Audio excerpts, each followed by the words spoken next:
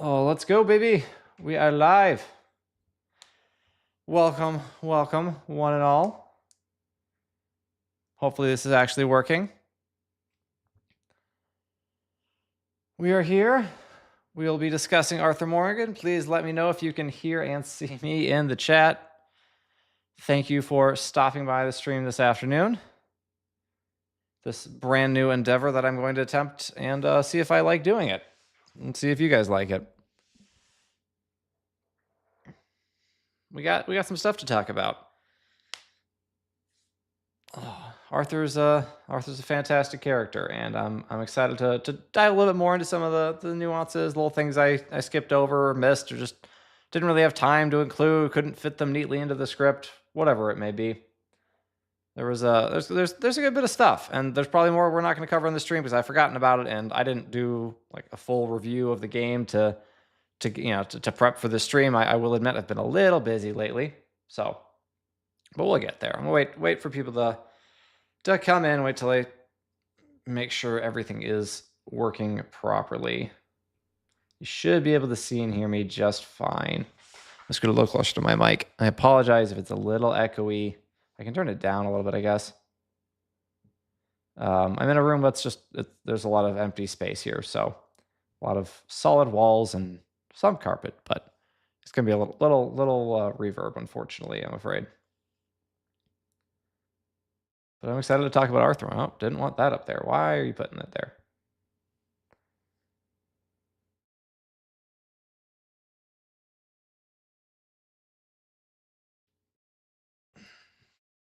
How are we doing, everybody? You get to see my desktop. There we go. That's not my desktop. I don't know what I'm sharing. It's something.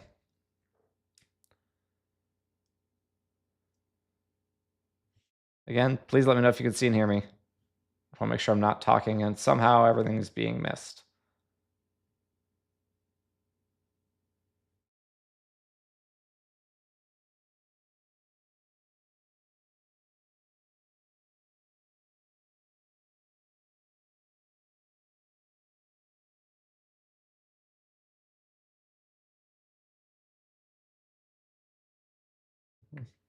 Okay, I think things are working okay. So I suppose without, unless I'm hearing differently, I suppose we can get started. So yeah, basically the purpose of this is just to go over, whatever bits and pieces of Arthur's character arc that I hadn't covered in the game that I happened to think of in the last month or so. So yeah, that's kind of what we're here for. And please, if you got questions, you want any comments about Arthur, please drop them in the chat. I've got a few questions that people asked earlier on a post that I made. So yeah, I mean, we'll absolutely cover those as well. Dante, first time attending to stream. I don't stream a lot. This is not something that I do very often. I do my Dark Souls streams in the on my Lift Die Repeat channel, but yeah, so I don't really stream much. I'm going to see if I like doing this and if people like it, if I want to do more of it. But that's pretty much it. So yeah, I suppose we can get started. And we got more people coming in, so I'm gonna give it another little bit here, I think. Jared, hello, howdy. Congrats on the little one. Thank you very much. Yeah, he's doing great. He is 3 weeks old now, so this is our 4th kid, which is it's awesome. It's super busy, but it's a ton of fun and incredibly rewarding. Even if there are mornings like this morning where I was not on my best. I was not at my best this morning, but yeah, it is what it is. That's how life goes. So, all right. Let's actually kick things off now. So, first thing I want to talk about. So I've been listening to, I haven't finished it, but I've been listening to a book that someone recommended in the comments on my Arthur video. It's called like The History of Red Dead Redemption, basically. And it is, I mean, it really is a history book about the American West, and the South. It talks about the South and Appalachia, but I haven't gotten there yet. Basically, kind of within, not within the context of the game, but how the game relates to it. and what inaccuracies there are, what accuracies there are, how what the game really does get right, what other things are kind of misplaced a little bit. For example, the game the author says was really a better representation of the 1870s than the 1890s. One of the examples of that is that the Pinkerton Detective Agency, which we'll talk about later in the stream, like by the 1890s, the game is set in 1899. They were By that point they were basically in the business of busting unions. They are doing some truly pretty terrible stuff from the sound of it. Um, that's something I was like, wow, I kind of want to read more about the Pinkertons. But yeah, they were not chasing Western outlaws in 1899. That was 2 decades earlier. I think some of the way that the towns were, that it's all, so the game's kind of should be set in the 1870s, maybe the early 1880s. I think, if we're going by historical accuracy. But I think just due to the first game being set in 1911, they're like, well, we can't exactly have John in this if the game is set in 1875 because he wouldn't be born yet. So they stuck it in 1899. Anyhow, I thought that was interesting. But one of the big themes of the book is the harnessing of the American West, right? As in, it's becoming no longer a wild place, right? It's becoming civilized. And that is our first point we're going to talk about. We'll talk about here. Let me make sure I've got this. Okay. So hopefully this audio works. We'll have to keep heading east. East? Into all that's civilization. I know. The west is where our problems are worse. So, I mean, this is part one, right? You can see that on the screen there. This is the very first hour or so, first 2 hours of the game. And Arthur is just like, no. Civilization, I don't like that. And that, you're thinking, okay, Arthur's just a wild man. He wants to just go, roam free. And there is that. But there's quite a bit more. Thank you, Dante. General Hiccup, I do see your question. I'll get to that in a moment. I'll have to think about that while I talk. So when you're talking about the harnessing of the West, civilizing it, making it, not wild, that brought with it, obviously civilization, industrialization, but it also brought with it, the jobs that men were doing suddenly became largely different, right? When all the railroads were laid, and there's far fewer need for just men to be out building stuff. Once stuff was built, right? Once the West was tamed and civilization was established, men were all of a sudden bankers and accountants and lawyers and shop clerks and all sorts of things.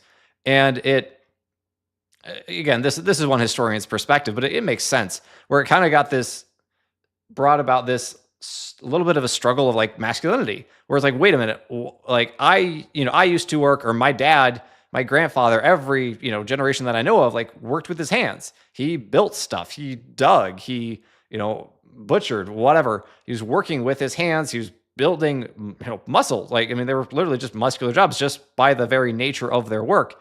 And then you had all of a sudden you had jobs where you're sitting behind a counter or at a desk, or maybe you're watching somebody else's sheep or cattle, but you're not they're not your own. You don't really own something. You're not really building something.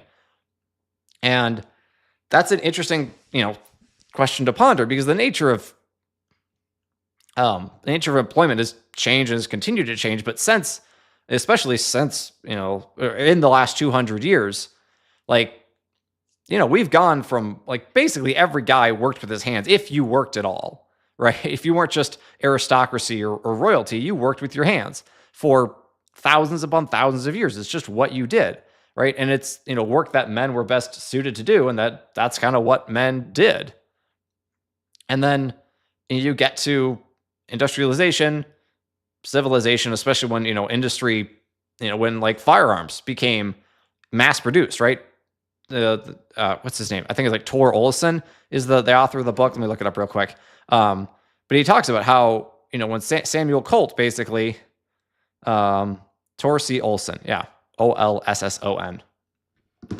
he talks about in the book how Samuel Colt, the inventor of the revolver, just wanted to find a way to mass produce firearms, because mass production means cheaper, right? Cheaper to produce means you can sell more, you make more profits. Before that, even early day revolvers, which was a relatively new invention in, I think it was late 1800s. The revolvers, I mean, they were all artisanal pieces. They were all handmade by an individual, maybe a couple of individuals, and then like if something broke, you couldn't just buy a new part, right? You couldn't take it to a gunsmith or whoever happens to be nearby and say, "Hey, can you fix this?" The guy has never worked on that piece before. They were all individual and unique. And so Colt was like, "Okay, we got to change that." And so they were able to, create factories where they pump out guns. And so you have guys coming in and working, maybe still working with their hands, but it's unskilled labor. They're paid low wages. They're not really building anything of their own. And I think, one of the things that guys have inherently within most of us anyways, this desire to build something. That's not always necessary. It's not like you have to build something or you're not a guy, but like we do want to, I feel like. At the very least, we want to like see our work achieve something other than just money in our bank account. Not that money in our bank accounts isn't good. That's quite necessary. But we want to see some other, like, even if just some other number change, based on like, I did that was just me. This is why like achievements are so popular in video games with guys, because like we want to work towards something. We want to have a goal. And, in pre-industrial America and the whole world, right? I mean, that was just the nature of everything. You were producing something, whether it was growing crops or butchering or building houses, whatever. And now it's a lot different now. And it's like how do we move forward with this? So Ozark says, my grandfather's blacksmithing book has instructions on hand-fitting replacement springs to guns. Right? I think that's so cool, right? Any time that I hear about, little things like that, it's like just knowing this little skill, even if it's just I like to work with my hands. I'm bad at it. I'm not handy at all. But yeah, just it's like I love to like when it comes down to it, I do love to like take things apart and actually figure out how they work. I don't have time to do that for the most part. In the last couple of weeks, our dryer broke. We had like a 20-year-old dryer, and dryers, especially nowadays, last 10 to 15 years maybe. So I'm looking at it stops heating is what happens. So it's spinning, but there's no heat. And like, okay, do I just buy a new dryer? Because this thing's 20 years old. I look at the model number, it's 20 years old. And my mom and dad are like, hey, let's see if we can find out what's wrong with it. So like, okay, we figure out how to take it apart, pop open the bottom panel and like look inside. Like, okay, there's a fuse that probably just blew. Let's replace that fuse. This is like, all you do is unplug the dryer, unplug the fuse, undo one screw, pop it back in. It costs $20, and then the dryer still didn't work. But even that little thing where it's like, okay, I figured out how to open this thing up and replace this one part. That got me going. Where I was like, all right, let's figure out what else it could be. And so we did. We figured out how to open up the whole dryer. You take the drum out. This is not where I thought the string was going to go. And I replaced like the igniter that's supposed to ignite the gas that comes in. It's a gas dryer. I replaced the gas solenoids, which I don't fully understand what they do. They basically control the flow of gas from what I understand. And I replaced I think it's like a radiant flame sensor, which is basically supposed to tell, if there is or is not a flame. It's supposed to control the igniter to some extent. And even just doing all that, none of that worked. None of that worked. We had to buy a new dryer in the end after I spent like 12 hours of my time and a couple $100 on buying the replacement parts. We still had to buy a new dryer because we couldn't figure out what was wrong with it. So that was fun. But the amount of satisfaction I got out of just learning how this thing worked, right? Looking into this piece of machinery and figuring, okay, like that's what that does. We, figure out how to hook the belt from the drum and the pulley. That stuff, like, it speaks to me in a way that I'm like, I kind of wish I could do this, right? Like, I do kind of wish I worked with my hands because it feels more satisfying than what I do. I work in IT and, I do this, which YouTube, I do love YouTube. This is more of a monetized hobby than an actual job. But I just, Yeah. So when we're going back to Arthur, right, and he's talking about like civilization is really transforming the way that they lived and worked. And, in his view, obviously not for the better, but it came, that view of his is not, um, unique to him or even to the outlaws. It was kind of widely shared among, men in general at the time, where, they saw going out and taking this land, actually, conquering the West as is something of, a good manly thing that you do, which to some extent, yeah, I suppose it was. Um, so it's just, yeah, Arthur's sentiment here is not at all, unique to him or to outlaws or anything like that. It was very much, I think, a popular sentiment at the time, from what I understand, anyway. Anyhow, what was the next point? Okay, so someone asked a question. Well, besides Arthur, who was your favorite gang member? I liked Kieran. Poor Kieran. It was very different. He stood out from a lot of the rest of the gang members. So let's go find Kieran, shall we? Because How many? Okay, so here's where this is the. Everywhere. I'll mute that. Sean? I didn't mean Kieran. I meant Sean, not Kieran. Kieran's fine, but he's poor Kieran. Also poor Sean. Yeah, so I scratch that. I mean, I meant Sean. I promise I meant Sean. Because Sean was he's very upbeat. He's very almost like happy-go-lucky. He cares very much about, the gang and everyone. He looks up to Arthur a lot. Also, I don't know where I got this hat from. The hat that Arthur was wearing in this scene. And I really regret that he wore this hat. I wore like Arthur's own original hat in basically the entire game, but I didn't have it for some reason in this scene. I don't know where I picked this hat up from. Absolutely no clue. I'm sure I could go back and look because I have it all recorded after all. But yeah, I have zero clue. And I don't like it. It doesn't look good. It's too flat. It's a bad color. Yeah, I like absolutely nothing about this hat, and I don't know why I didn't take it off sooner. Anyhow, we're gonna go ahead and skip ahead to find Kieran. Not Kieran, Sean. Why do I keep doing that? There we go. Let's watch this. Okay, hang on. I gotta rewind like 10 seconds. So I had to just drop him on his head. You're making heavy work of this, Oh, I love that. You're a lot less ugly from that other angle, Arthur. Come on. Do I get a hug, Arthur? A warm embrace for a lost brother now found. Nothing means more to me than this gang. The bond we share. It's the most real thing to me. I would kill for it, I would happily die for it. But in spite of all of that, I would have easily left you here to rot if Charles hadn't stopped me. I don't believe a word of that, Arthur. Get him out of here. You're a great man, Arthur Morgan. The kind of young whippersnapper can really admire. Shut up. Right, we should split up. Javier? Anyhow, I love that scene. I love Sean in it. I love Arthur in it. That's just such a great scene. This game is so well directed, so well written, so well acted. The voice acting in this game is phenomenal. Watch like any other, video game, even ones from recent years, whenever. Like, yeah, there's amazing voice acting in lots of other games going back all the way to like KOTOR or whatever, but the voice acting in this game is superb. Like the tiniest bit roles, like it's Mrs. Londonderry, who's the widower who he's trying to collect a debt from. She's so good, and she has like 8 lines. It's ridiculous.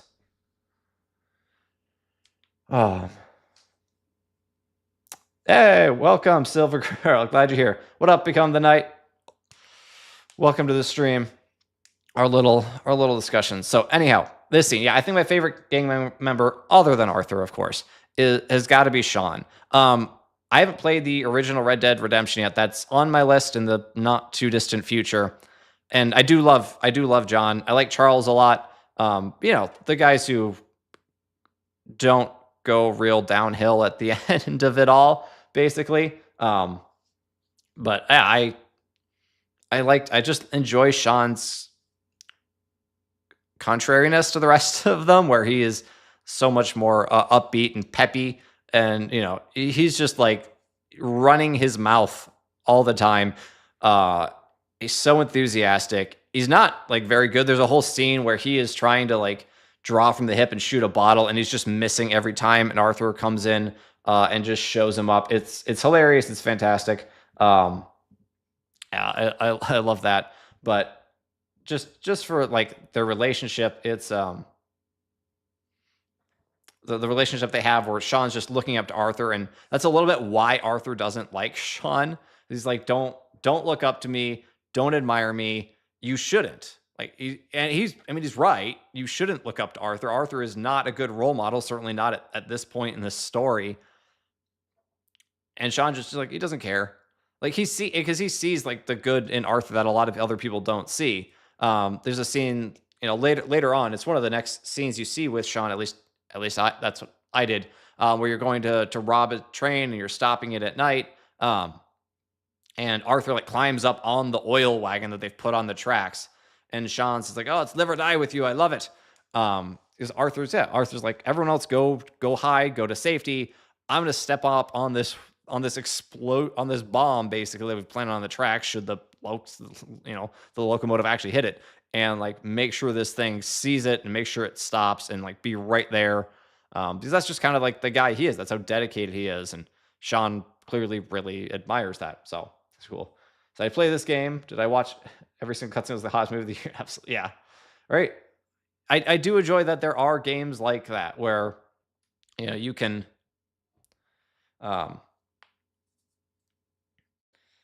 you can not really want to play the game because let's be honest, the game is long, and that's just not something people have time for, especially if you're busy. Like if I wasn't making videos about this game, I would not have played it to this point, right? That's a large part of why I make these videos right now, is so I can actually get to experience these awesome games. But you spend a lot of time just riding horses, and I mean, if you want to hunting or fishing, you spend a lot of time in gunfights, so that's super fun. I think someone estimated that Arthur kills like at least 900 people, even on the highest of honor playthroughs, which is pretty ridiculous.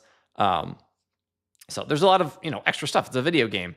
But I love that video games the whole industry has just kind of allowed us to upload stuff and put it on the internet for people to enjoy, and they're not going to strike it. It's not going to get blocked. I think that's fantastic. One day to break down and play this game. Yeah, come on, man. You gotta. It's so freaking good. Feels off talk. How much did your gym setup cost you? So I actually kind of screwed up when I bought things. The bench, like the squat bench rack that you see behind me, is not what I originally had. I bought one from like Dick's Sporting Goods that was like $300, and it included like, I think it was like $300. Maybe it was 600. I think it was like 600. Well, I think it was the bench was connected to the rack, and that was like $400, and then also the barbell set, that was another like $200 or $300. But then I realized I can't actually squat with that because the bench is in the way. So I got rid of that. I kept the barbells, and then I bought this squat stand from Titan Fitness, which is an online store, and that was like $500. So I guess if you bought, and then the bench was another like 200, 250. I think it was like 200 bucks or so. And then the barbells, so which was like 250, 300. So all in all, yeah, probably $900, something like that, to put the whole thing together. So anyhow, I don't mind off topic at all. All right. Yeah, I dial it. I have. So these are the. Oh crap! I don't think I can lift that. This is like, what are these called? Power block. This is like the dumbbell that I have. It's called a power block. It's got these plates on the side. There's 4 of them. Obviously, it's only got 1 on it right now. 1 on either side. So like this is like, what is this? 20 pounds? Or the single barbell? Or the single dumbbell? Is this 20 pounds? Yeah, it's 20. I believe. Yeah, so like this is 20 pounds, and it goes up to like, you can get more plates, and it goes, but like I only go up to like 50 pounds per dumbbell. Anyhow, I'm more than happy to talk about fitness stuff. And if you want to see me work out while playing video games, go subscribe to Lift, Die, Repeat, which is my streaming channel where I do the Dark Souls streams that are now on Friday nights. But all right, so one question that I wanted to talk about, um, that someone asked on a post that I made or right soon after the video came out when I was saying that I wanted to, do this live stream discussing the story is what would have happened if Arthur had actually, married Mary Linton. So let me kind of find some footage there. Yeah, this will be her. So this is Mary Linton. Hello, Arthur. If you're not familiar, and this is like very, very mild spoiler that you can't see that. Hang on. There we go. Now you can see it. All right. So this is Mary Linton. She's she's a widower who, or she's a widow, excuse me, who Arthur was in a relationship with for a long time, but who ultimately, things did not work out with between the two of them because, well, Arthur is an outlaw. There's a part where he says quite, what's the word I'm looking for? He's annoyed, annoyed for what happened. I'm forgetting the term. But he says like my money, my life, me, it all wasn't good enough, right? And so they did not get married. They never get married. She leaves. She sends him back like a ring that he gave her, right? So he gave her, I guess, an engagement ring at some point in the past, and he sends it off. She sends it back to him. That's kind of close a chapter of his life. Again, that's not really spoilery for the whole game as well. Just one arc. Anyhow, so what would have happened had like he actually gotten married to her? That's an interesting question. So because there are scenes in the game like where Arthur talks to Hosea, who's kind of the elder of the gang, and Hosea tells him, the truth is there's never really any getting out. Right? That he said he tried for a while. Right? He left Dutch. He left Dutch in the gang, which I think was pretty small at the time. It was back when Arthur was a kid, I think. So he and his wife left the gang, left the life of the outlaw for a time, and eventually kind of got dragged back into it. So that's what he says. Just in his experience, there's never really getting out. He doesn't really elaborate much more than that. But that is definitely, a theme that we see throughout, any number of stories. When people are kind of in this life of crime, it's hard for them to, make their way out of it. I mean, you just look at like the real world and our people's, call it rehabilitation rates. So people's ability to find their way back to, a normal, productive life after being incarcerated, after having, after living a life of crime and, being in prison it's incredibly difficult, right? If you want, something that talks, goes into this a little more depth, you want to go watch something like The Wire, right? Where people, just trying to escape this world that they're born into is unbelievably difficult.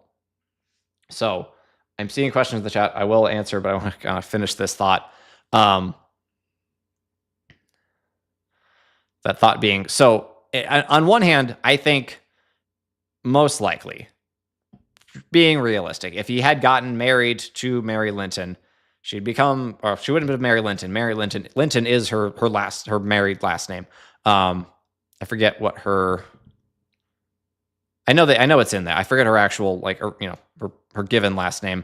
Before she gets married and then gets widowed. Anyhow, if he had married Mary, and then. I think he would have eventually and left the life of the outlaw. I think he probably would have fallen back into that. And considering how much affection she has for him, he probably would have dragged her into it too. And he would have felt really terrible about that. And I think that would have been far more destructive than just going their separate ways. Because Arthur genuinely cares about other people, right? He knows that this life that he's got is a pretty crappy one. Right, that it is severely immoral, that it's destructive, right? That your chances of surviving, past the next sundown aren't particularly amazing, and it's not a life he wants to pull people into. So I think if he had gotten married, either things would have gone real bad as he sunk back into that life, or he would have pulled Mary into it with him, and just it would have been even worse. However, that's what I think would have likely happened, right? Yeah, this is a character in a video game, so it doesn't really have any free will. But there is always that possibility that he does make that a clean break, right? That he doesn't go back. I don't think that would be most likely, just from how humans are. Even considering this kind of, if he was a real person, right, not just a character in a story. If I was writing him as a character in a story, yeah, I'd probably have him fall back into that life, pull Mary with him, because that's going to be more dramatic and a way heavier on his soul, especially if she dies because he pulled her in. He's got to come back from that. Like, that just gives him an even deeper pit to dig himself out of. So I think you could add some extra depth with that, if that was the way they happened to, if they would have chosen that. But yeah, I think I will say it's certainly possible, right? People have free will. People can choose, no matter how bad they've been, no matter how many wrongs they've committed, they can choose to be better, right? They can choose to do what is right today, even if they had chosen wrong every single day for the last 45 years of their life. Right? That's reality, because that's how humans are. It just gets more and more difficult to choose right as you sink further and further into sin and vice. That's reality. So to answer that question, I don't know exactly how it would have gone. If I was writing a story, I would write it that way. But these are, considering them as actual people, then I think there is, very real possibility that he actually could have had a happy life. It just would have been exceedingly difficult. So, do you think Sean's happy-go-luckiness / near optimism is more characters who have added during the Wild West, or stories taking place in the past in general? So I haven't really watched or read a lot of Westerns. When I do think of a Western, I think of, like everyone, I think of like John Wayne or Clint Eastwood, I feel like I think of men with these dour expressions, right? With, right, who are just like very serious and stoic, even, right? Not even like stoic in like the philosophy way, just like stone faced, right? Or they don't really show emotion, and they just kind of do what I gotta do, And so I think, Sean's kind of this, this little light that is, more that does stand out in a Western. And I think, I don't know if he's really more characteristic of in the past, but I feel like maybe his attitude's a little, due to like him being, almost more due to him being an immigrant, right? Because he is clearly, if he's not first generation immigrant, he's second generation, right?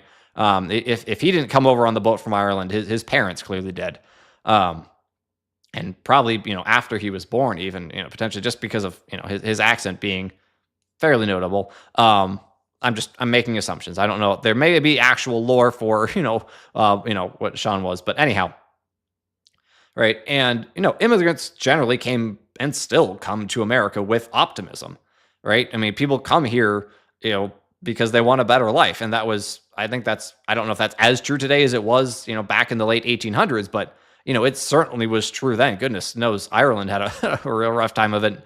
And yeah, I think Sean's attitude is certainly, representative of at least how people pictured, immigrants during that time, where, they're like, this is America. This is where you can make anything of yourself. And yeah, and he's making the most of it. All right.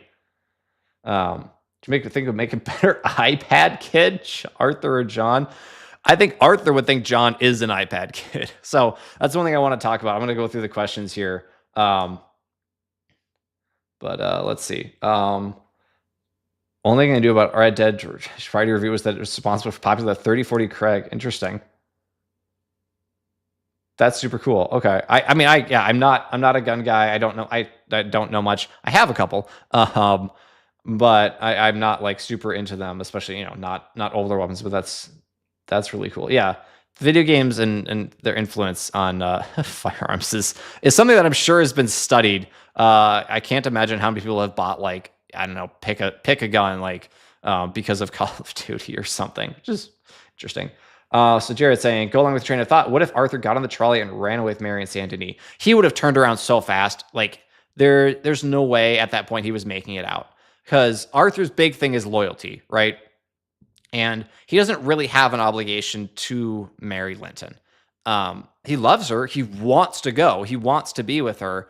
But what he says there is like, I've just got a few things to take care of. I'll get some money. We can go find that scene. What up, C. McDivitt? Where is she? Which one is that?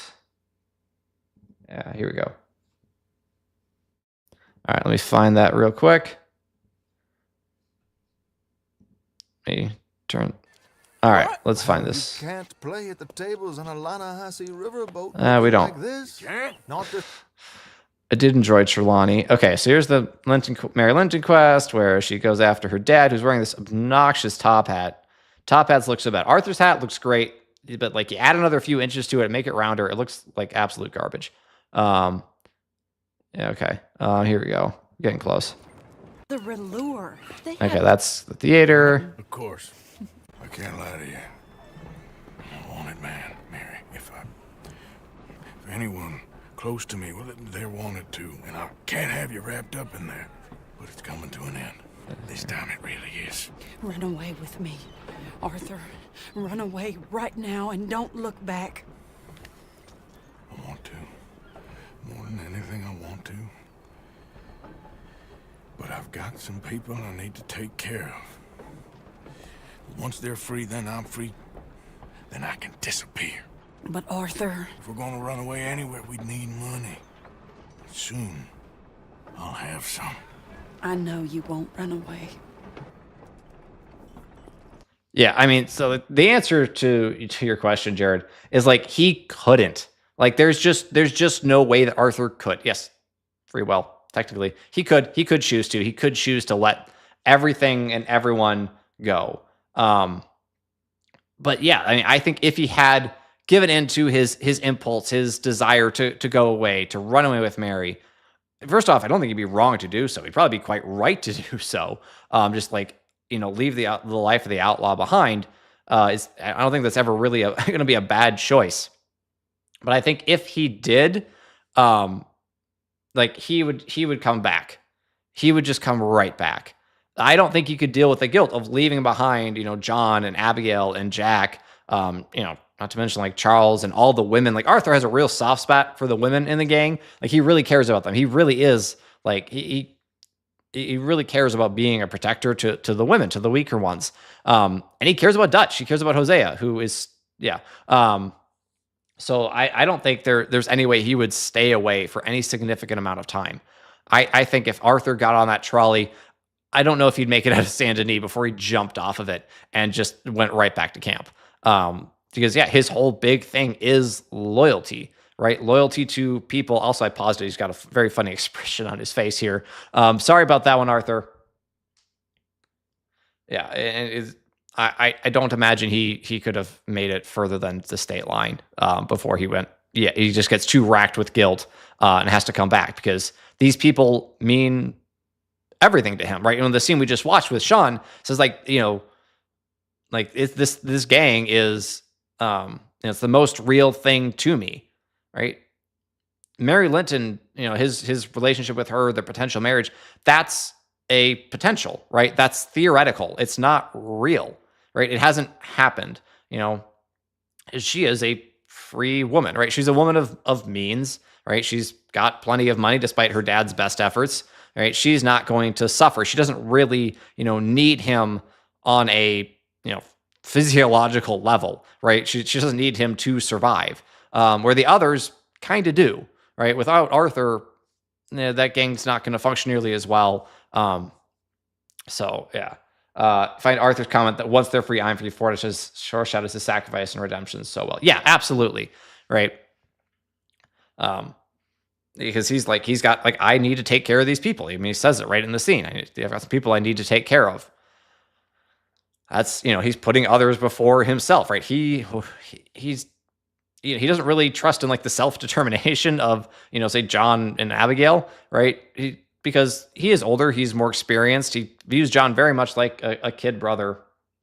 So yeah, I just don't think he really could run away. Okay, Cyber Wraiths asked, which member of the gang do you think had the most actual positive influence on Arthur as a person?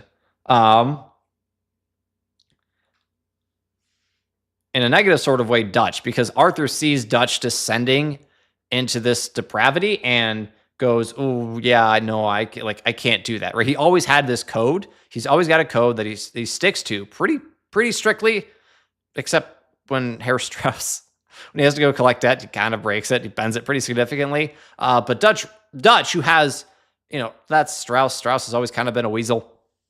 But Dutch, who has been the man who taught him this code, right? Like when Dutch really starts to nosedive, because I mean Dutch is the one who says it. He gives him. Let's see if we can find the clip.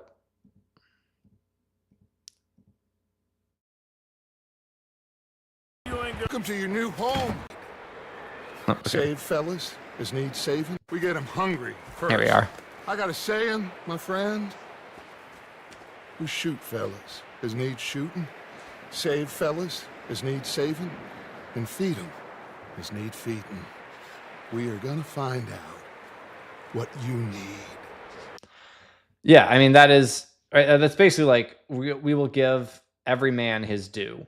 Right, everyone will get what he deserves. That's that's Dutch's attitude, and that is to some extent righteousness. Righteousness is here kind of being defined by a man rather than by God, so it's not exactly going to be perfect. That is what Dutch is striving for, right? Giving people what they deserve, just in Dutch's eyes. But that is at least something, right? That is something. That is a code to strive for, right? If you don't deserve to be robbed, you should theoretically not be robbed by the members of the Vanderlyn gang. Right, that's something that Arthur believes in. So when Dutch really begins to violate that, like when he kills the woman in Guarma, and there's other things, when he just keeps on plunging headfirst rashly into these dangerous situations, when he's constantly seemingly lying about just needing one more big score, it really does kind of catapult Arthur, right? Dutch goes down, Arthur goes up in terms of morality and goodness.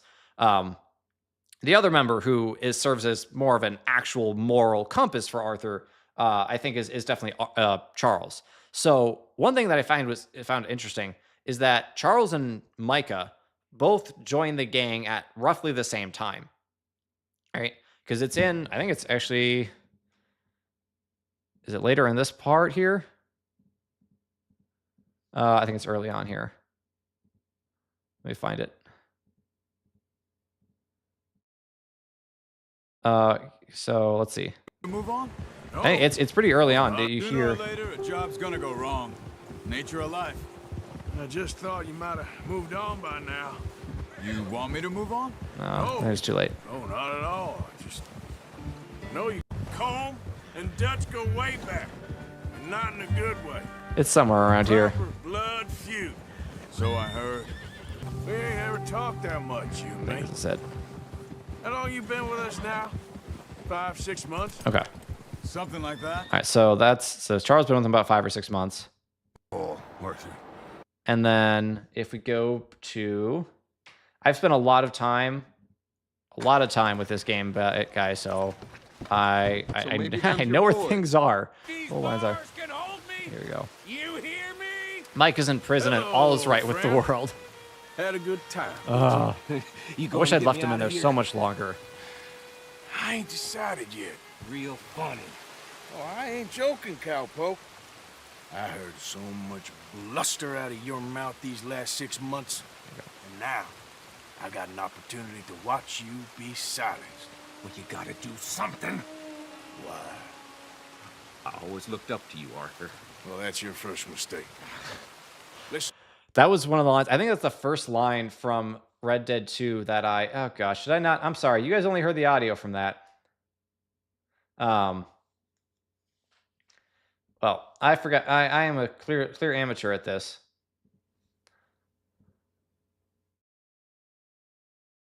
Oh, I ain't joking, cowpoke. I heard so much. There, okay. This is what you're supposed to be seeing. I apologize for being bad at this.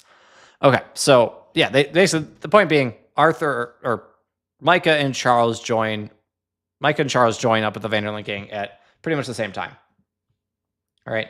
And I think that's interesting, right? Because I don't know if this is the intent, but it certainly tells you that Arthur does not dislike Micah just because he's new, right? He clearly respects Charles, who is also as new as Micah, right? He's, appears to be just as experienced as Micah.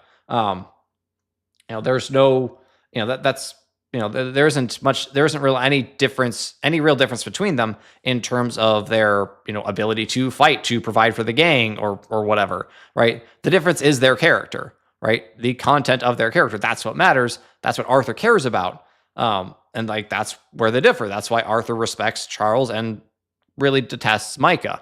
But yeah, Charles, like I was saying, is kind of the more of the moral compass for Arthur. So there are a number of moments where, Arthur is guided by Charles, who cares a little bit more about people, right? Who again, Arthur cares most about loyalty, right? And that kind of means he cares most about Dutch and doing what Dutch wants, what Dutch thinks is good for the gang. So he can a little bit then kind of miss the trees for the forest, right? When trees are actual people and these individual lives really do matter, even if they're ones that Arthur isn't beholden to because because they're not members of the gang. So let's see if I can find this. It's when they move. All right, you should be seeing this. All right, cool. You can see that now. This after they kind of get into trouble. They find these people who are basically they find this German family whose father gets kidnapped. You were just send that woman and her children on their way? We're wanted, man. We got Pinkertons braiding down our necks. We should be moving camp, not running off on some wild goose chase. Come on, Arthur. That's not how you are. Well, maybe you don't know me as well as you think you do. That kid, it's gonna be tough for him. Yeah. So Charles, I think, is definitely more of the moral compass for Arthur, because he's like, he's telling him right there. It's like, that's not who you are. He says earlier, I think in that scene, like, you're not as tough and as dense as all that, something like that. Get the hell out of here! They took our father. Who did? Men last I think it's a little bit night. earlier, but it's a good line. So I want to see if I can find it. Ain't no business of ours. I don't even speak their language. You ain't as tough and dense as all that. Come on, Arthur. Yeah.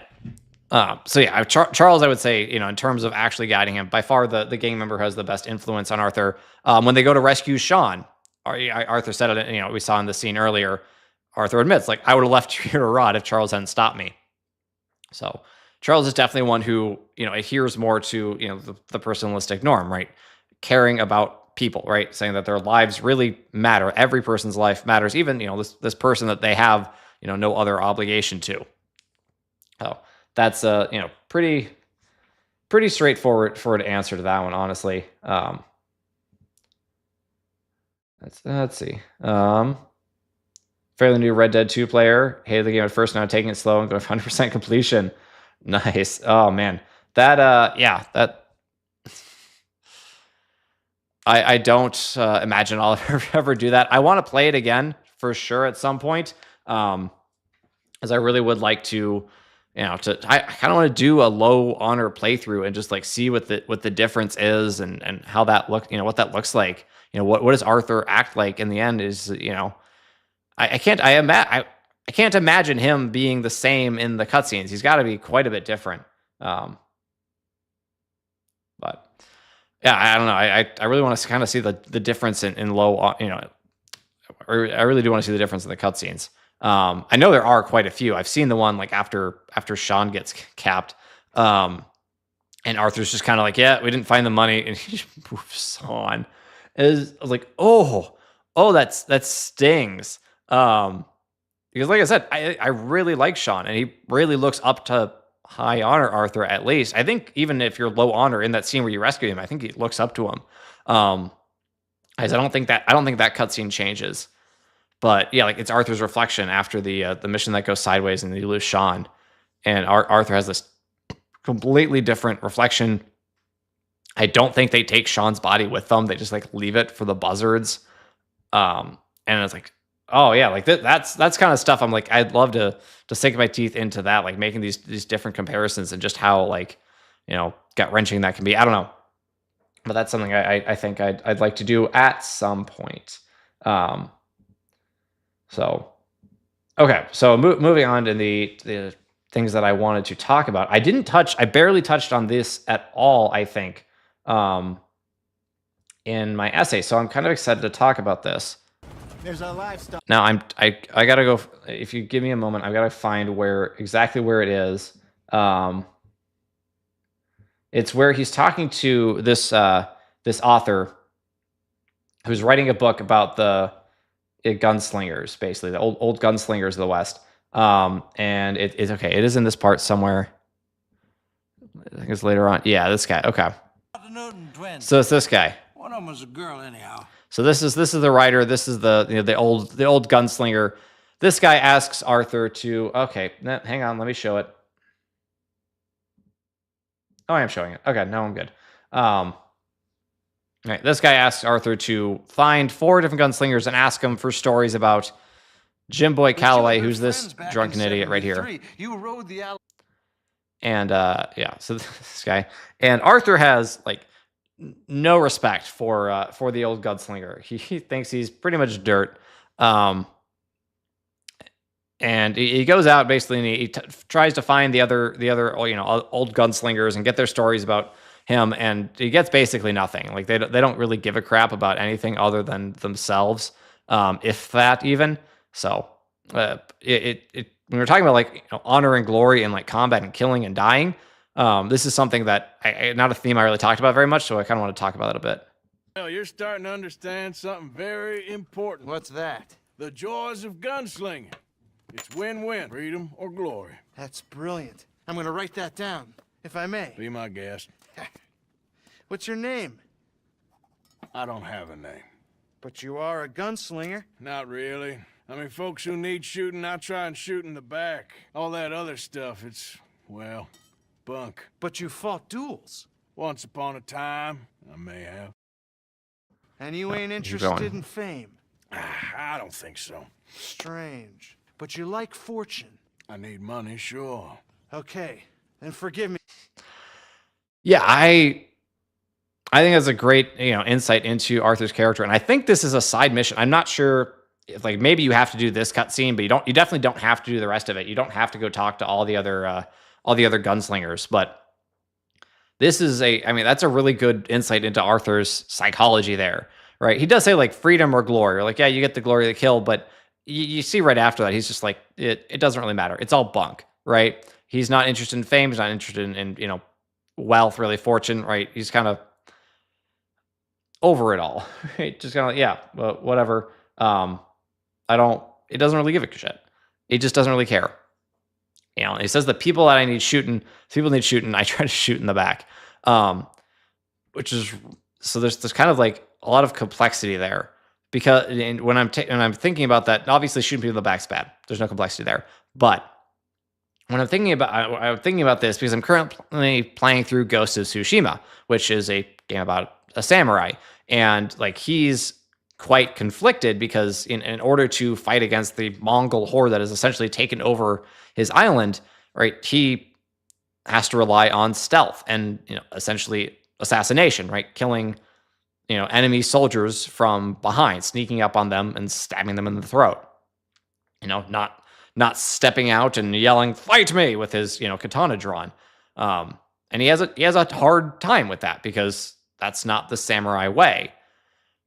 Now, why I say this is kind of complex is because the samurai, at least as they're depicted in this game, I'm not attributing really any historical accuracy to it, but the code of the samurai in this game, like killing is not bad, right? Killing from behind, killing dishonorably is bad, but killing is just kind of killing, right? Fighting and fighting and killing are kind of what they do, right? That's kind of how you live honorably to an extent.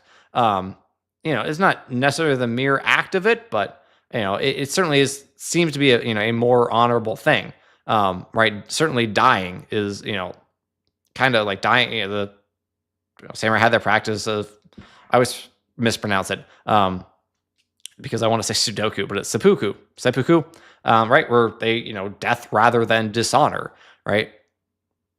As if you're not dishonoring yourself by disemboweling yourself. Like, I never got that. Anyhow, right? Where Arthur, yeah, he views killing as just kind of a bad thing. He does it. He does it. It's killing is killing.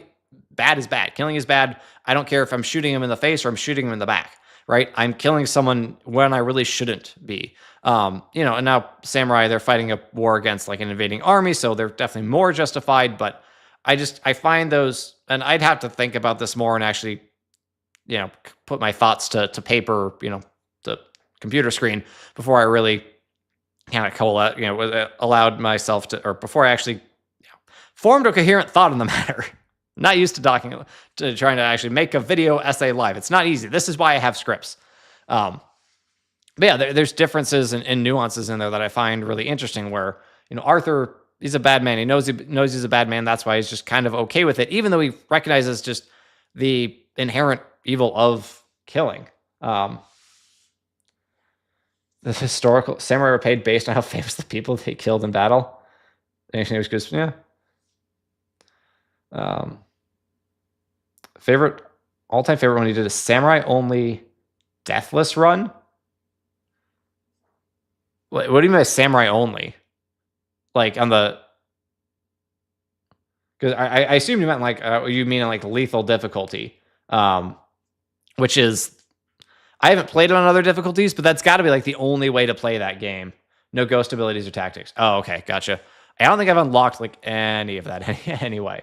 Yeah. Does that mean no stealth, Jared?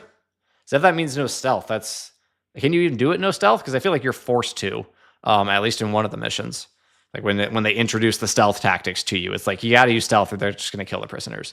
But anyhow, yeah, I'm making a video on that. That'll probably be like, that's not my next character analysis, but it'll be the one after that. And I'm very excited, right? I think it's going to be a great time. So yeah, that'll be good. That'll be cool. Everything else was face your enemy hand. Okay, gotcha. No, that makes sense. That's cool. It was like, that's on lethal difficulty, right? Is that on lethal? Because I can't imagine how long did that take you? Like that's nuts. Yeah, because that game going off on a Ghost of Tsushima tangent. Yeah, that game is very, very good. It's definitely less like, which is nice. It's less cutscene heavy so far than Red Dead 2 has. Started off with a much quicker pace. The character doesn't seem quite as deep yet, but I'm very early on. I know people really like Jin, and I've liked him. So far he's definitely kind of got this conflict within him, and he's very committed to his ideals. But yeah, he's definitely struggling with some stuff. Now there's gonna be a lot to talk about, I'm sure. But yeah, I am very excited to do that because again, it means I get to play through this game, experience the story. Yeah, it's pretty cool. But fourth of the way on lethal, yeah, that sounds ridiculous, man. It sounds ridiculous. Lethal is so freaking good though. Mini boss fights, like you die in a hit or two, and yeah, but it's like you hit them 4 times, fight over. It's awesome. It's like, were English/literature classes your favorite in school? No, definitely not. I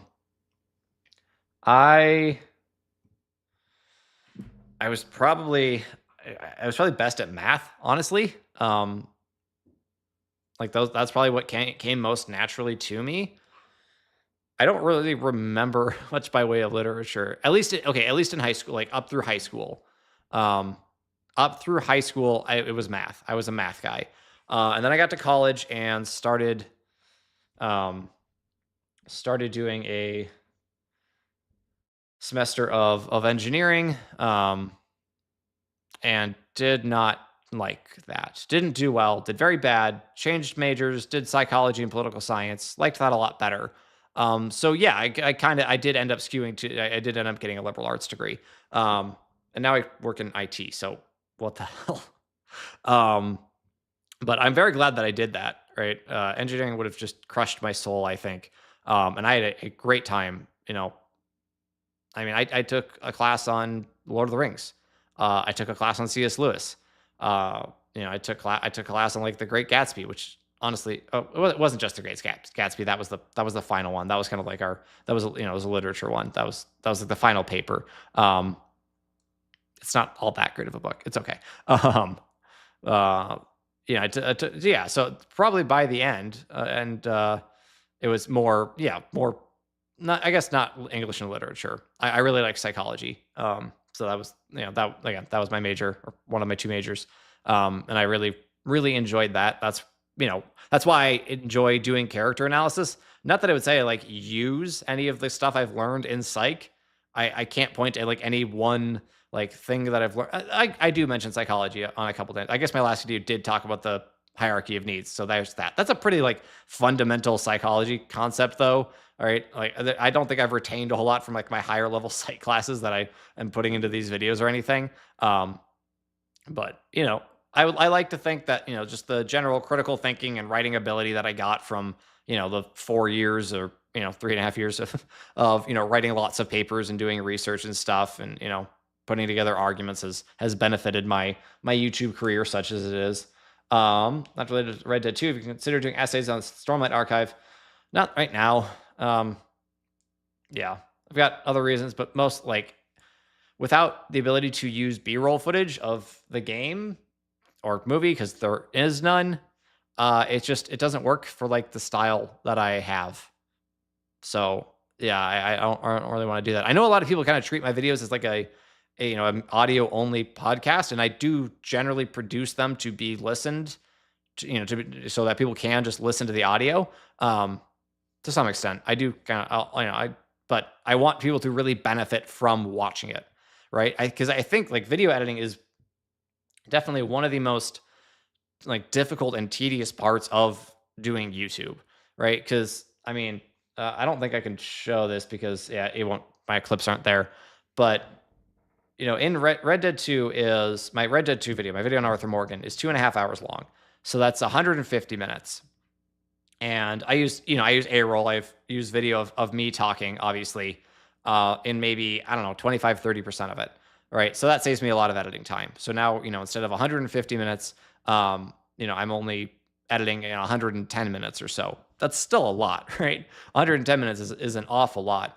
And for a video game, the average clip length that I play, before it switches shots, in my editing software can be, as long as I want it to, because again, video game industry doesn't really care about copyright length. If I'm taking clips from a show or a movie, I basically have to keep it under 5 seconds. Some can be a little bit longer.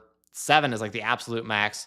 But let's say the average clip length is like 10 seconds, right? In those 110 minutes. Okay, so that's 6. That is 6 clips per minute that I have to like cut from the game's footage, right? I have to cut from this, paste it into the appropriate place in my editing software, adjust it, and then go on to the next one. So that's so 6 per minute, which it's actually more. It's definitely more than that, even for a video game. So that's 110 minutes. That's 660 individual clips that I have to drop in there. It's right, like that takes a long time to do. But I think people really do benefit from it because, at least the way I watch videos, if what I'm seeing on the screen is related to what I'm hearing, it helps tie the narrative together better. So without the ability to do that, talking about books, I just don't think I'm really going to do that. I would love to talk about books. I love books, right? Books are incredible. This is why when I'm talking about Lord of the Rings characters, I mean, if you're one of the few people who actually watched my Denethor video, I'm just talking about book Denethor. I really am, right? I don't really talk about movie Denethor at all because they are pretty different characters. They're more similar than some, right? Which is why I didn't really bother to point out the differences. But yeah, it's like I have the footage from the movies to use, so I'm going to use that, you know, in addition to the A-roll of my face talking about things. So anyhow, that's a tangent. It was good times. So one of the things that I guess I didn't really touch on in my video was Arthur's attitude towards like the women of the game. We definitely talked about it a little bit, but there's a whole scene like at the I'm glad you enjoyed the Denethor video, Sam. Appreciate you. There's this whole scene which at the end, let me skip ahead to find it. Yeah, after after Abigail gets captured, arrested by the Pinkertons, and then they get free from that. So there's this whole scene where, with Sadie and Arthur and Abigail, it's very emotional and very good. There's no time. There's time. Should watch. What happened to John? Where's John? I don't... I think...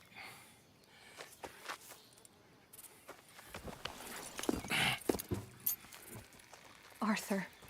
What? What? He got killed or he got captured. No. I'm really sorry, No! Abigail.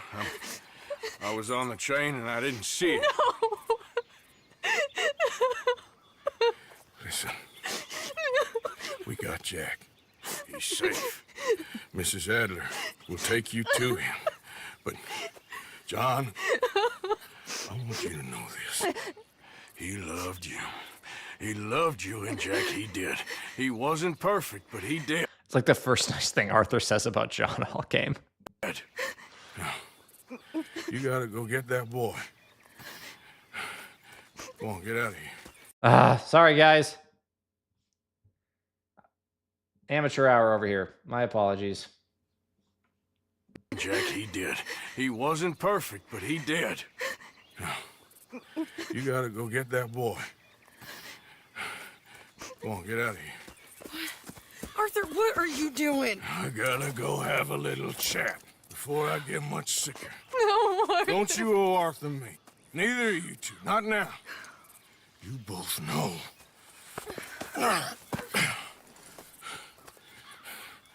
You're good women. Good people. The best. You go get that boy. There'll be time for sorrow later. If you're headed back there, Arthur, take this. I don't need it anymore. What's that? There's a chest in them caves. In the back to the left. Hidden under a wagon. Dutch's chest. All our money. I know John told you I knew where it was. Abigail Roberts. Always was a good thief. That you was. Go on, get out of here. That's like the music's starting right there. Right there, as she says, I always was a good thief, is so brilliant. Okay.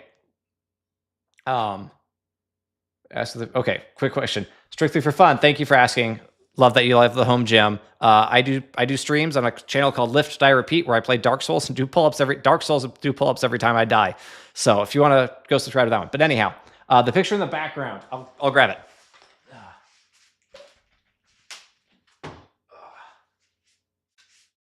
So this, let me move my mic out of the way. And I moved my camera too. That's unfortunate. So this is the picture. It's Miracle on Ice, right? Celebration after the United States beat the Soviet Union in 1980, right? So if you've seen the movie Miracle, right? This is a picture, actual picture of the event. It's signed. I'm pretty sure it's not actually signed. It's a replica of a signed picture because there's no way that this thing was as cheap as it was for these to be actual signatures. So it's a replica basically of like a picture signed by their goaltender, their coach, and the captain. So I'm a big hockey guy. So yeah, that's what's there, and I'll be right back.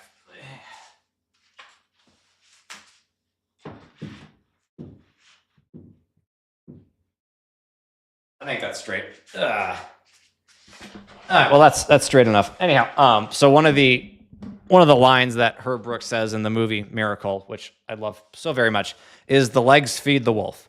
Right? It's basically their motto. It's like, yeah, you gotta you got to be the fastest and best conditioned team at this tournament if we're gonna have any hope of winning. And so having, I have that line in my mind as I'm like doing squats and facing that picture. Anyhow, back to what I was saying. I'm very easily distractible and I love talking about gym and stuff. The music starts. We're gonna watch this again. Chest. Let's just watch it again. I know John told you I knew where it was. Abigail Roberts. Always was a good thief. That you was. Get out of here. I'll kind of let this play on low volume in the background as I talk.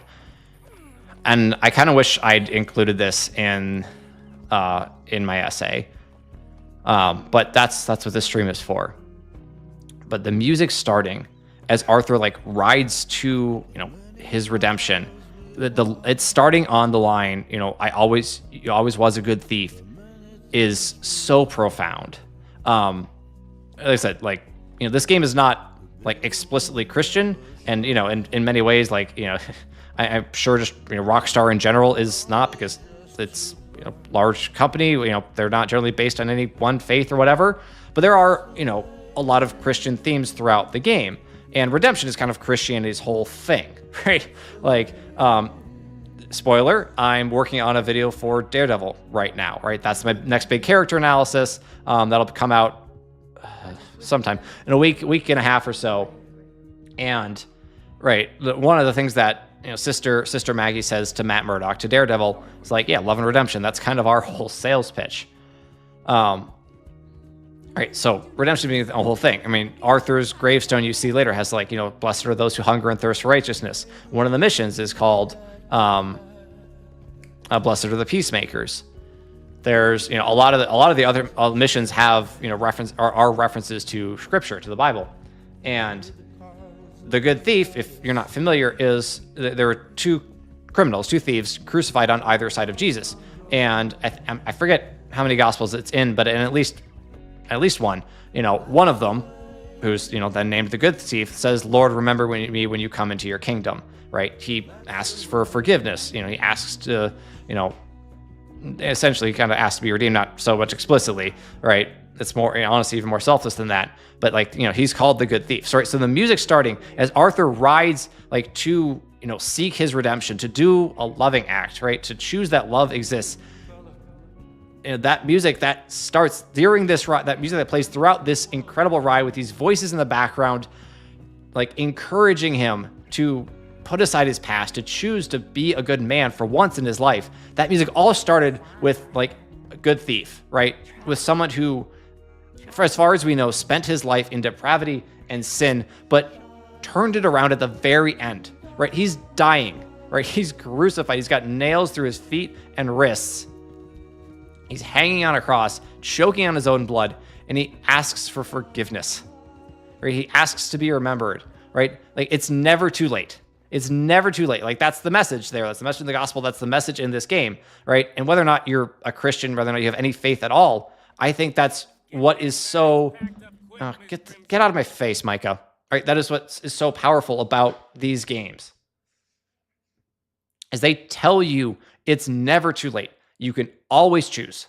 You can always choose. You have free will, right? It might be unbelievably difficult, but you can choose, right? I'm repeating myself a lot because this is not scripted, but you can tell I'm passionate. You can tell I'm worked up about this, and you can tell I love it. It's so beautiful.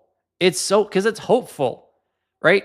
I mean, hope is so very necessary. So many of the stories that I love, when themes of hope come in, it moves me to my core.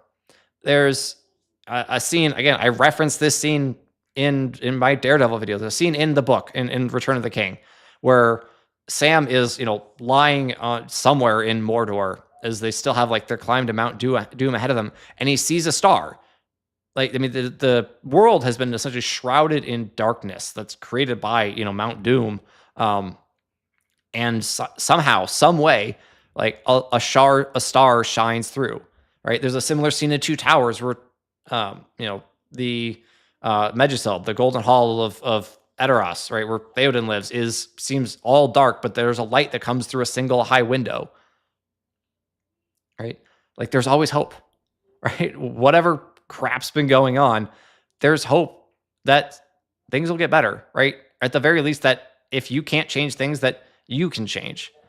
And that's what, I mean, so many of these stories have that message, right? And that's why I do this, to no small extent, right? That's why I do this, to like reiterate what these stories are telling us, right? Without saying it, without preaching, without giving us a sermon, right? And that's this, because no one wants a sermon when you go to see a movie or play a video game, right? You don't want to be preached to. This is why Christian movies are terrible movies in general, because they don't care about the movie part, right? It's just a sermon with a thin veneer draped over it. This is why modern Hollywood has become so bad in so many, at least, the biggest ones are often so bad, is because they start caring less about, they care so much more about what they want to say, and they don't give a crap how they say it.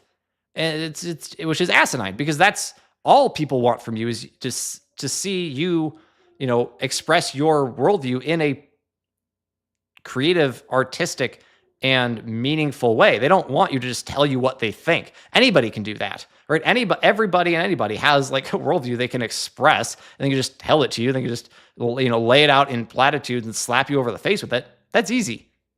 But like being able to express it through this medium, right? Through this ride, right? Like this, right? That's how you tell people your philosophy, right? That's how you bring a message. Stories have always had message. People are like, oh, I don't like having a message in stories. Yes, you do. You just don't realize it, right? Or I mean, either that, or you really just do want brain dead entertainment, which shame on you. You shouldn't want things to be brain dead. You shouldn't want to like turn your brain off and just like veg, even for things that are just generally relaxing and enjoyable or funny, sitcoms, or people, making fun of big dumb luxury houses on YouTube. Like, you can appreciate the creativity and the artistry that goes into it, and you should be, right? Oh, anyhow, all right. The chat of the street. Hello, it's super hard. We need to hard the ticket to try to shoot Micah. Let's. All right, we're gonna show this because it definitely happens here. And who is betraying me? Like, Micah just shot Miss Grimshaw. Dutch, what the hell are you talking about? Think for yourself. He's lying. He's lying. Put your guns down. God damn it! Move! You ready, John? Yeah. Everyone get down! I mean, it was instant. There was no second thought about it. The moment I had control of Arthur back, I just whipped around and tried to shoot Micah. Oh, I wanted to so bad. Yeah. I definitely included that clip in it definitely included this in the essay for that very reason. I was like, someone's gonna appreciate this. Yeah. But that was a good time. I watched all these with my wife, right? Because this is not the entire like finale as I played it, right? This is the condensed version of me taking all like the cutscenes and relevant bits of dialogue and condensing it into a video that I like uploaded to YouTube and like unlisted. So like I could watch these with my wife and we could talk about them, and that helps me kind of work through what I'm thinking about. Anyhow, she laughed pretty hard when she saw that too. Anyhow, wants someone not to watch the end of Rogue One. Was this too hard to watch? What? Too hard? Like too sad? Because yeah, I mean, no spoiler at McDivitt. The end of Rogue One's sad. I'll just say that. No, I love Rogue One. Oh man.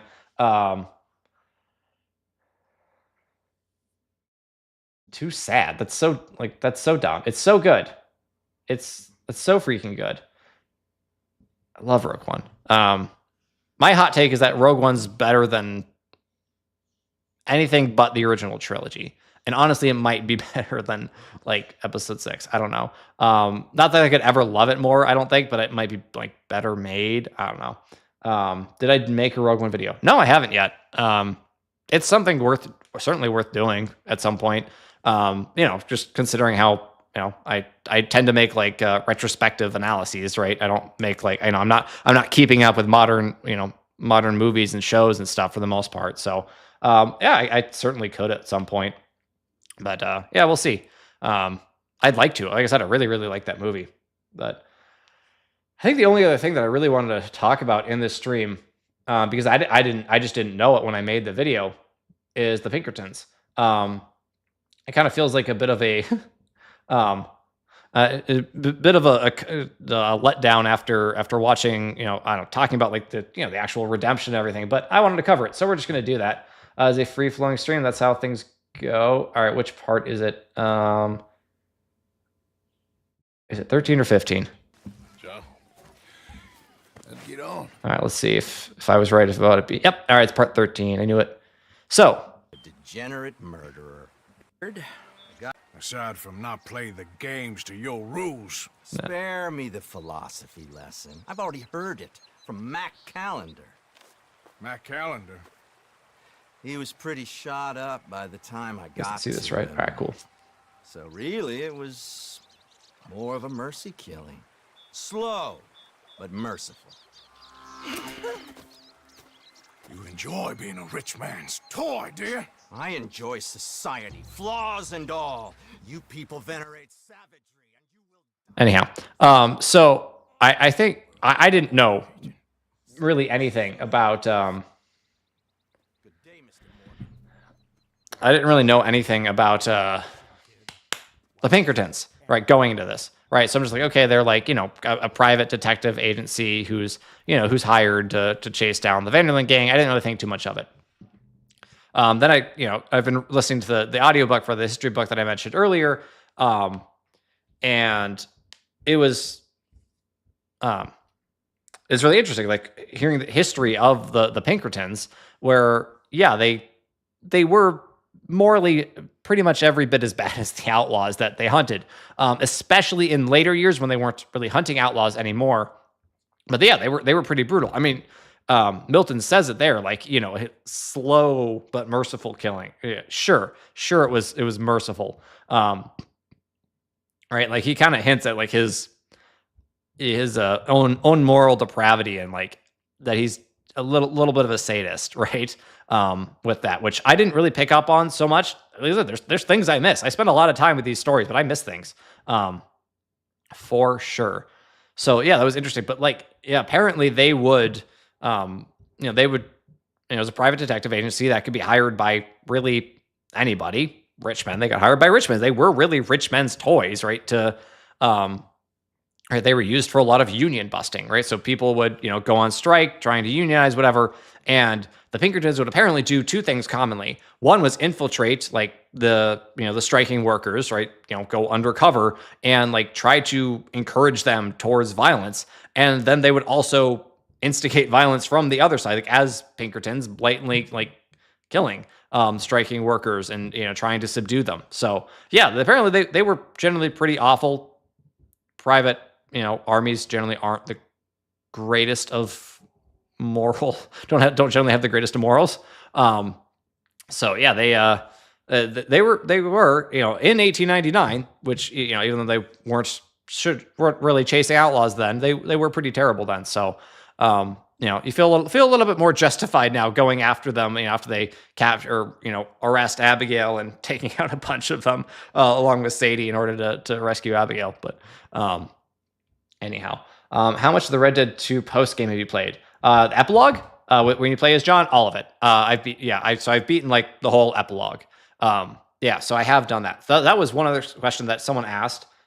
Maybe it was you. I don't remember that post or who made it on that post, but what was I going to say? So in the epilogue, John, you play as John, kind of trying to make good on this life that Arthur has given him, right? This opportunity, and he's struggling with it because it is still kind of the you know, it's the not so Wild West, but it's still pretty wild. And so when trouble erupts at the farm that he's working on as a ranch hand, John goes and, you know, he helps them settle that trouble somewhat violently, and Abigail's not happy about it. She's like, you're falling back into this life. Yeah, the the Pinkertons, like the Pinkerton Detective Agency, is like owned by a like Swiss. It's like a subsidiary of like a Swiss private security company or something, and they actually sued Rockstar or Take Two, I guess technically. They filed a lawsuit in like 2019 for like defamation essentially because of them you know using the Pinkertons in this, and like that soils our good name. They ended up dropping the lawsuit. So yeah, it didn't really go anywhere, but that's very interesting. And now John's having trouble with that. And then one thing that, you know, basically the end of the game, or they're very near the end of the epilogue, is John going after Micah, right? So Sadie Adler, who's still around, she's being a bounty hunter, doing her thing. She's like, hey, I found Micah. Let's go get Micah. Like, you know, let's do this for Arthur. And John doesn't really want to, but he does go in the end. And I think that's a little bit, I don't know, I feel like that clashes a little bit with the themes and just how John's character has been. But it's also but it also is kind of like, that's what Arthur does for Sadie. Very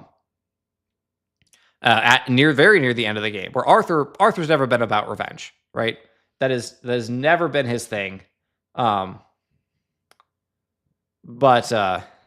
revenge has never been Arthur's thing. But you know, when Sadie asks him to come with her and finish her revenge against the O'Driscolls, he's like, yeah, okay. Let's see, when is that? I think it's earlier than this. Yeah, that's her at the end of it. Let me turn the light. Make sure you guys can see this. We're more ghosts than people. But that gate. That line. You know, you and me. We're more ghosts than people. But them. They could. I know. Of course I will. That line is so good. I love that. But basically, she asked him to go with them to Hanging Dog Ranch. get revenge on the O'Driscolls. Have it in me no more. I saw Colm swing. I just don't care. Yeah, he goes with her anyway, though, right? I mean, you don't have to, but you can choose to go with her, and it is like the high honor choice, according to the game, is to choose to go with Sadie, right? Even though like revenge has never been Arthur's thing, and now he's like, right, there you go. There's the high honor choice, right? So like, why is that the high honor choice? Why would high honor Arthur, if we're looking at this as it's not really a choice that I'm making, it's a choice that Arthur's making? Why would he do that, right?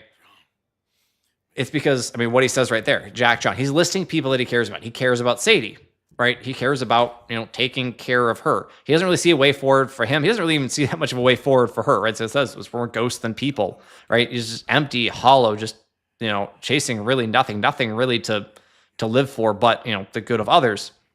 But he still has a little hope for Sadie. And that's why he goes, right? She's going to go get herself killed if she goes alone.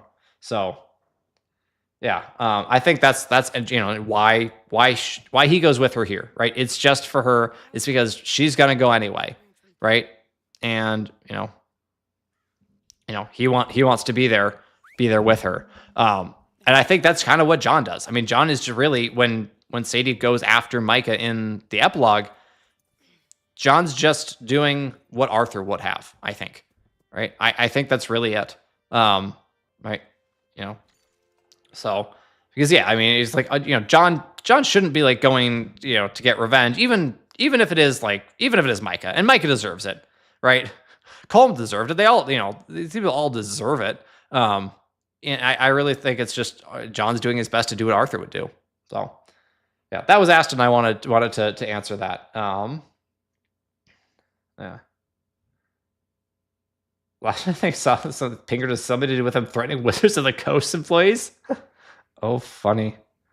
Head of release magic card. That's super funny.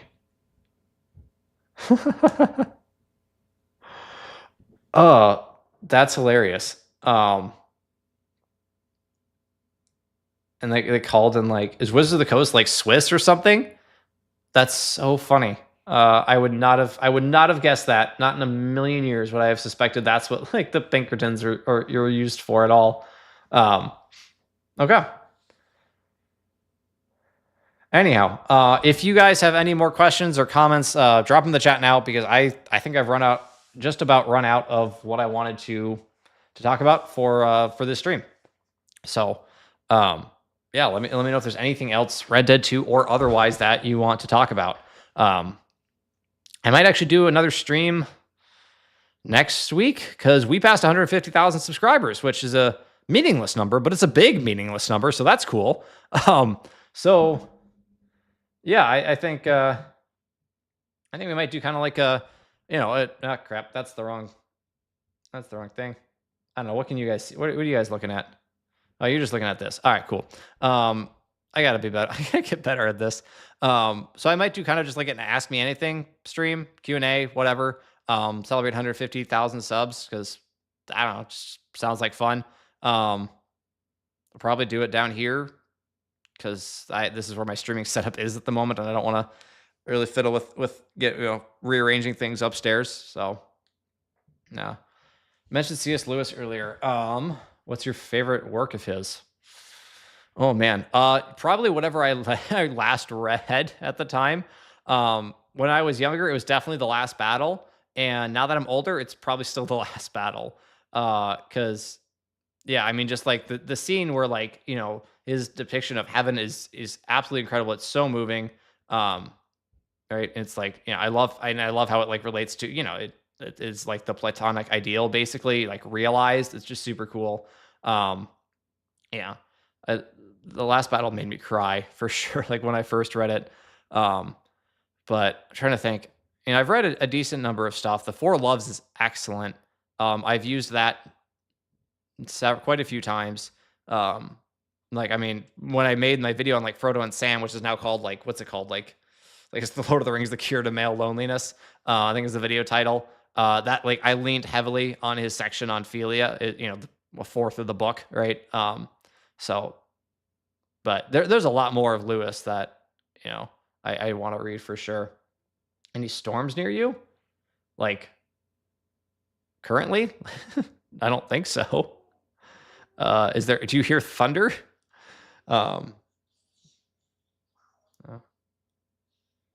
Also, some people were theorizing that Dutch got brain damage from the trolley escape and escalated his downfall. I think that's Cope, but your thoughts? I don't think so. I mean, he was pretty rash and like he was pretty nuts already. Someone asked earlier if they thought like Milton was lying about Micah. I don't know why he would. I don't know why he would lie about Micah right then, honestly. That was a plot point that I wasn't sure was really necessary. Like I know Micah's a scumbag. Like it's just kind of I don't know. It made like this, because like Micah didn't. I guess he led them. We would have led the Pinkertons to the gang, like basically right after they all got back from Guarma.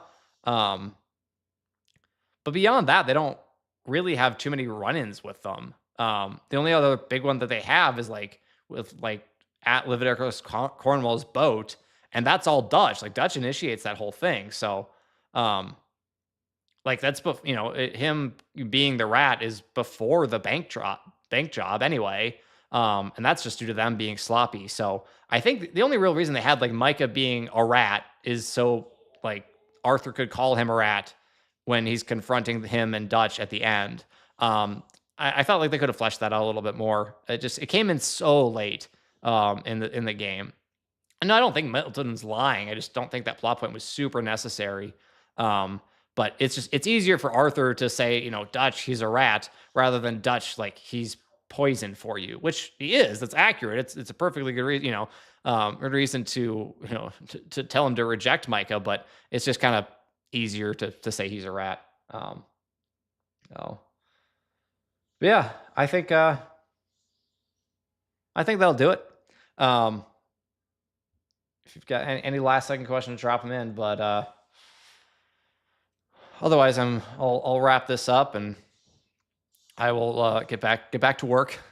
Um, I got a video to write. I'm about probably like 80%, 85% of the way through my script on Matt Murdock / Daredevil. It's not a short script. It'll probably be 45 minutes or so, if I say, covering all 3 seasons of Daredevil. So yeah. Thoughts on Arthur's last ride scene. We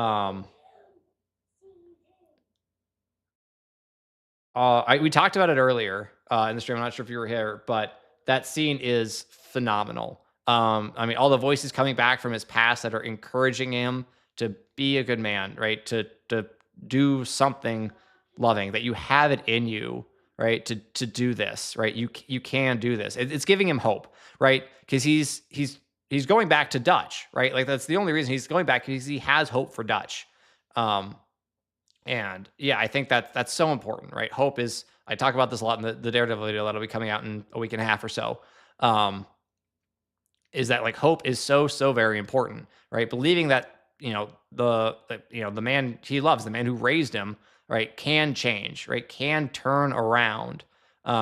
Even though he's been on this path of self-destruction for so long, is really crucial, right? Arthur has to believe that. He has to believe that, he can help Dutch get off that path. And that scene like conveys that really powerfully. So superb scene. Wanted to mention that I really loved your point on Arthur facing east when he died. Yeah, so that's definitely something like I think I kind of was looking up, like researching scenes, and saw other people talking about that. I'm like, oh, that's like, yeah, that's a good point, right? Is he yeah, because he says earlier, and again, this is something I found out through a research. I didn't find this dialogue in the game, which is kind of a shame that you can miss stuff like this because it's so meaningful. But I'm glad I found it. I'm glad other people have found it. And fairly early on in camp, in like above, in Horseshoe Overlook, right? So like just part 2 of the game.